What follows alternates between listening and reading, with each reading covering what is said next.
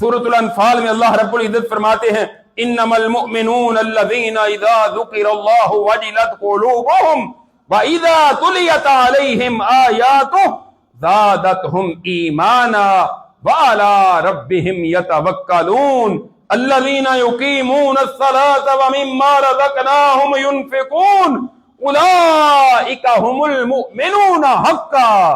اللہ فرماتے ہیں وہ لوگ ایمان والے ہیں، جب اللہ کا ذکر کیا جاتا ہے تو ان کے دل ڈر جاتے ہیں۔ اب یہ دل کا ڈرنا یہ انسان کے دل کے ساتھ تعلق رکھتا ہے، اور دوسرا جب ان پر قرآن کی آیات پڑھی جاتی ہیں ان کے ایمان میں اضافہ ہو جاتا ہے، یہ بھی دل کے ساتھ تعلق ہے، اور وہ اپنے رب پر توکل کرتے ہیں۔ توکل اور بھروسے کا تعلق بھی انسان کے دل کے ساتھ ہے۔ اور اگلی آیت میں اللہ تعالیٰ نے دو چیزیں ذکر کی کہ اور وہ لوگ نماز قائم کرتے ہیں اور جو ہم نے ان کو عطا کیا ہے اس میں سے اللہ کے راستے میں خرچ کرتے ہیں۔ ان دونوں کا تعلق انسان کے اعمال کے ساتھ ہے۔ تو دو چیزوں کا تعلق ان آیات میں اعمال کے ساتھ، اور تین کا تعلق دل کے ساتھ۔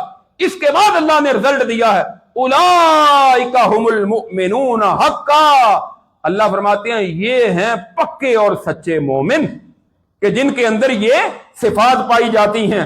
لہم درجات عند ربہم ومغفرۃ ورزق کریم، ان کے لیے ان کے رب کے ہاں بلند درجات بھی ہیں، مغفرت بھی ہے، اور عزت والا رزق بھی اللہ نے ان کے لیے تیار کر رکھا ہے۔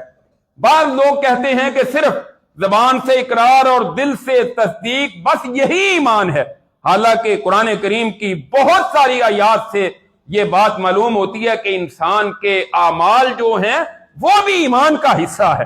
اعمال کے بغیر بھی بندے کا ایمان مکمل نہیں ہوتا کہ صرف زبان سے کلمہ پڑھا اور دل سے اللہ کو وحدہ لا شریک اور رسول اللہ کی رسالت کی تصدیق کر دی، وہ مومن نہیں بنتا، بلکہ اس کے ساتھ ساتھ انسان کے اپنے جو اعمال ہوں گے وہ بھی اس میں شامل ہوں گے، تب جا کر وہ مومن بنے گا۔